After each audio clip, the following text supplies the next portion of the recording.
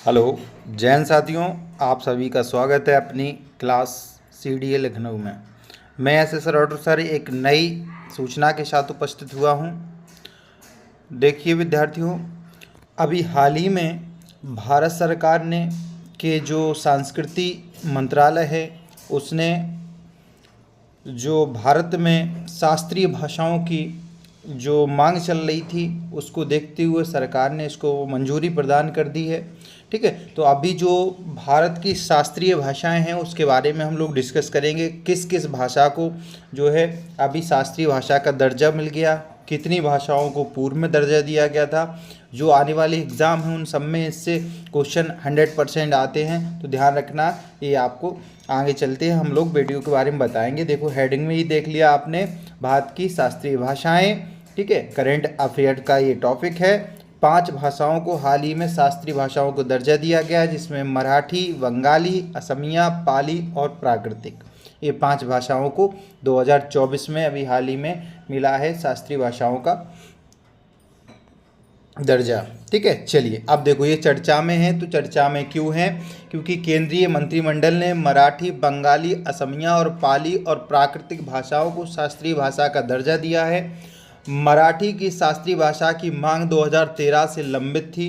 ठीक है, और अब भारत में 11 शास्त्रीय भाषाएं हो गई हैं। इससे पूर्व जो थी 6 भाषाओं को शास्त्रीय भाषा का दर्जा प्राप्त था अभी हाल ही में, और आपको 5 भाषाओं को इसमें शामिल किया गया है। टोटल 11 हो गई हैं। बात करेंगे इसमें क्या होती हैं शास्त्रीय भाषाएं। तो शास्त्रीय भाषाएं क्या होती हैं? तो इसमें है वह भाषा होती है, शास्त्रीय भाषा वह भाषा होती है जो किसी देश या सभ्यता की प्राचीन सांस्कृतिक साहित्यिक धरोहर का प्रतीक करती है। इसे विशेष ऐतिहासिक महत्व, समृद्ध साहित्य और गहरी परंपराओं के कारण शास्त्रीय भाषा का दर्जा दिया जाता है। ठीक है, अर्थात कह सकते हैं हम कि शास्त्रीय भाषा वह भाषा होता है जो किसी देश की प्राचीन सभ्यता, कम से कम जो है आपकी तो 1500 ईस्वी से पहले की जो भाषा हो लगभग आपकी। ठीक है, तो ध्यान रखना, साहित्यिक धरोहर का प्रतीक मानी जाती है और इससे कोई मतलब भाषा की उत्पत्ति हुई हो। ठीक है, मिश्रित ना हो, ना ही कई भाषाओं से मिलकर बनी हो, इस प्रकार की ना हो, ऐसा कुल मिला के ऐतिहासिक महत्व की भाषा होती है। इसका दर्जा तभी मिलता है, शास्त्रीय भाषा का दर्जा। आगे बात करते हैं कि 2004 में भारत सरकार ने शास्त्रीय भाषाएं गठन करने के लिए नियम बनाए थे।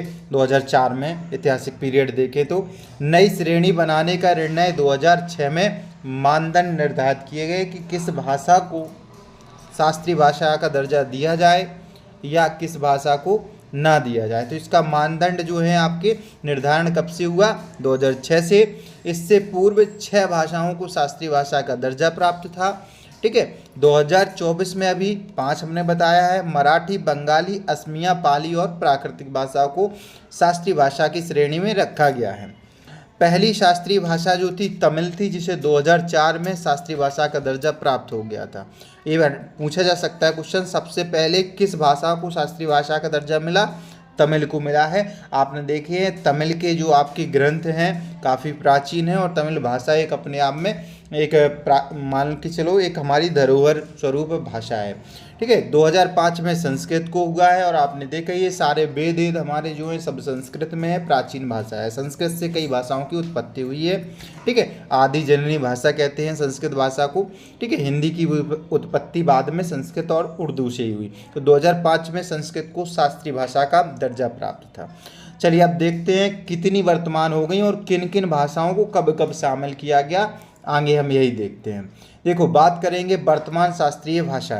ठीक है, तो वर्तमान शास्त्रीय भाषा कितनी है? टोटल 11 हैं। टोटल कितनी है? 11 हैं, अर्थात हम कह सकते हैं यहाँ पर टोटल जो भाषाएं हैं हमारी कितनी हो गई हैं? ठीक है, टोटल भाषाएं हैं टोटल।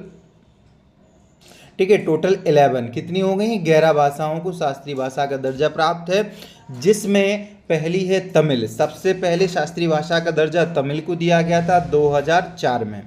ठीक है, फिर संस्कृत को दिया गया 2005 में, तेलुगु और कन्नड़ को साथ में दिया गया था 2008 में दिया गया, मलयालम को 2013 में शामिल किया गया, उड़ीसा भाषा को शास्त्रीय भाषा का दर्जा 2014 में दिया गया, जिसको उड़िया भाषा कहते हैं, उड़ीसा क्षेत्र में बोली जाती है, और 2024 में अभी हाल ही में 5 भाषाओं को एक साथ वर्तमान शास्त्रीय भाषा का दर्जा मिला, जिसमें मराठी, बंगाली, असमिया, पाली और प्राकृत को शामिल किया गया।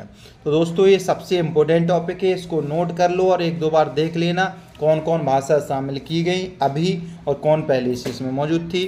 ठीक है, तो इस समय महाराष्ट्र की मराठी, बंगाल की बंगाली और असम की असमिया भाषा और पाली भाषा जो है आपको बौद्ध बहुल क्षेत्रों में बोली जाती है, और प्राकृतिक भाषा जैन और बौद्ध धर्म दोनों की भाषा प्राचीन मानी गई। इसमें बौद्ध और जैन धर्म भी लिखे गए हैं, आपने देखे हैं। ठीक है, तो कुल मिलाकर टोटल 11 भाषाएं शास्त्रीय भाषाओं का दर्जा हो गया। और अगर आपसे एक क्वेश्चन और पूछा जाए कि संविधान की किस सूची में भाषाओं का वर्णन है, तो आपको ध्यान रखना 8वीं जो अनुसूची है उसमें भाषाओं को दर्जा दिया गया। कितनी भाषाओं को दिया गया, तो उसमें 22 भाषाओं को शामिल किया गया है। अर्थात संविधान में जो है भाषाएं जो शामिल हैं वो 22 हैं और शास्त्रीय भाषाएं 11 हैं, मतलब 11 दूनी 22, ऐसे याद करना है। ठीक है दोस्तों, वीडियो को आप लोग शेयर करो, लाइक करो, ताकि हम आपके लिए और भी अच्छे अच्छे आपको क्वेश्चन दे सकें। ठीक है, थैंक यू।